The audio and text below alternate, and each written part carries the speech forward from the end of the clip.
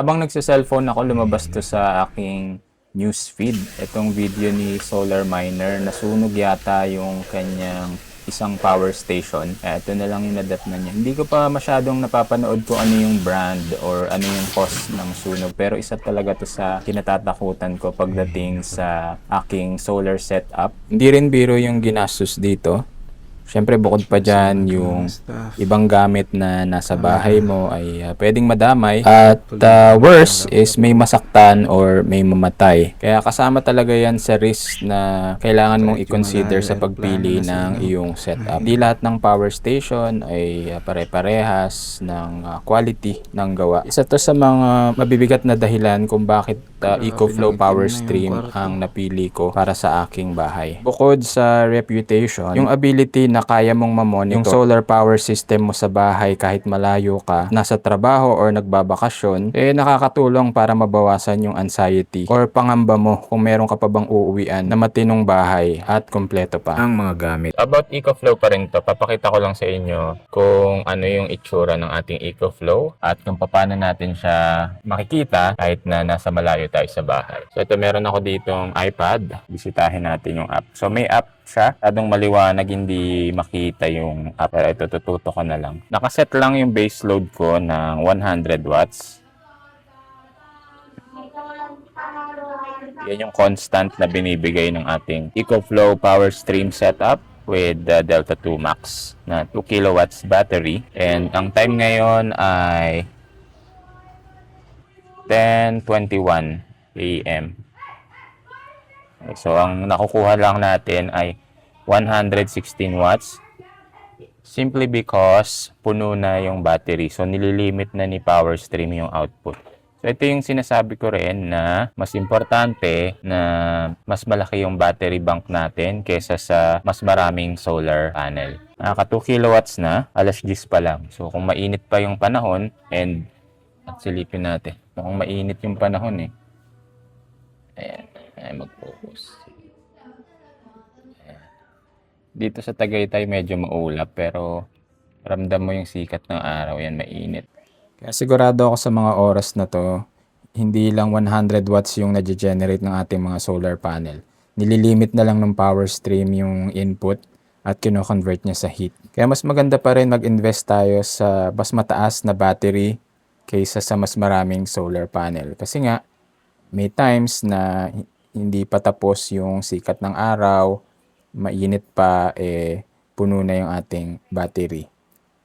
Ito, pinapakita ko lang dito kung ilan yung na-harvest natin from yesterday. Yesterday, Friday, nasa around 4.7 kilowatt hour. Hindi ibig sabihin yun lang yung kayang i-output natin per day sa ating current setup na 2,200 watts solar panel. Pero nililimit na kasi ng ating power stream. Kahapon naka 42 lang. Hindi ibig sabihin mahina yung araw. Ibig sabihin yan, hindi lang natin nagamit yung energy na napoproduce. So, kino-convert lang yung ating power stream into heat. And yun yung medyo delikado. For example, yung setup ko ngayon, dalawang power stream. Ang nagsusupply sa kanya na solar energy is apat na 550 watts. Kung dadagdagan ko pa yung solar panel, magpuproduce lang siya na magpuproduce ng heat. As opposed to, let's say for example, kung dadagdagan ko ng battery, mas masustore nung ating system yung nage-generate na solar energy. So ngayon, balik tayo dito, 116 watts na lang kasi yun lang yung kailangan ng ating bahay sa ngayon. Ang gumagana lang ay itong fridge. Usually fridge lang. Meron kasi tayong apat na smart plug. Ayan. Ang nakasaksak lang ngayon is fridge and feeling ko hindi pa umaandar yung compressor kaya 13 watts lang. Itong 100 watts na base load, nandyan yung mga appliances na hindi nagpa-fluctuate yung consumption ng energy. Like for example, yung router. Meron akong tatlong routers.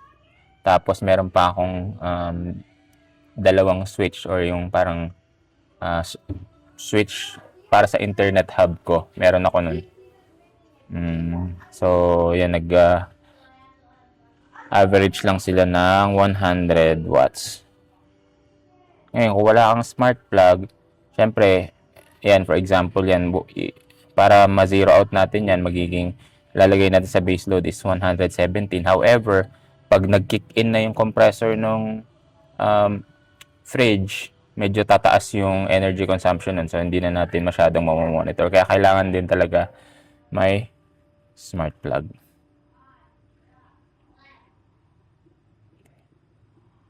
Ayan.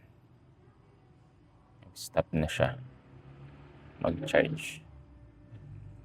Ito yung itsura ng ating battery. Ayan. Ito yung ating power stream. Dalawa. Okay. So, yun lang. Nag-update lang ako. Pinakita ko lang kung ano yung itsura. At kung possible ba na ma-access mo yung system habang wala ka sa bahay. So, technically, anywhere around the world, kaya mong i-access yung power stream system. Check mo kung gumagana pa ba, kung hindi ba susunog yung bahay mo. At least, di ba, mamamonitor mo. Kampante ka na kahit pa paano, hindi pa sunog yung bahay mo. Yun lang.